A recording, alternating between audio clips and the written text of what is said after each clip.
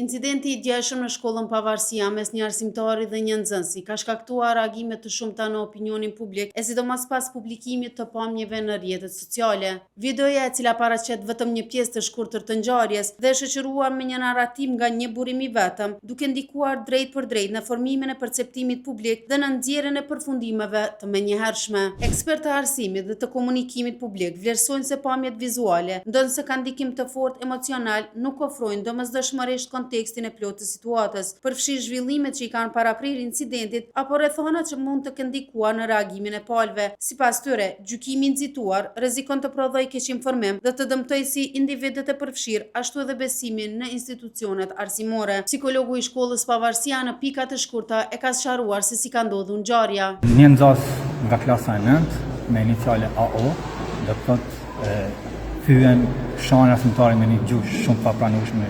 shkaqshmërisht të keqe. Arsimtari reagon, e largon nxënësin, më thonë e shtyn edhe don me neutralizu situatën.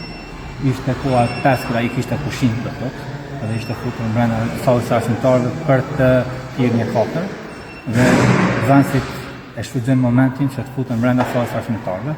Ai shkon i thirrë edhe 9 nxënës të tjerë, pra një grumbull nxënësh nga 10 nxënës futen e sallën arsimtarëve dhe e sulmojnë arsimtarët.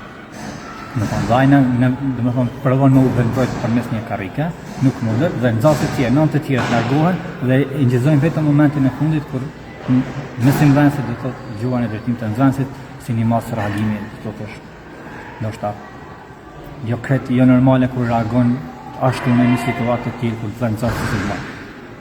Logjikisht, vetë fakti që nuk ka ndodhur jashtë këtu, por ka ndodhur në sallën e arsimtarëve për t'u ikër kamerave, për shkak se salla nuk ka kamera brenda, do thotë jemi të folur për një rast që të inskenuar të manipuluar në mënyrë që me çit keq imazhin e mësimdhënësit. Kurse sot mësimdhënësit e shkollës Pavarësia kanë mbajtur një protestë 2 orëshe në mbrojtje të kolegut të tyre.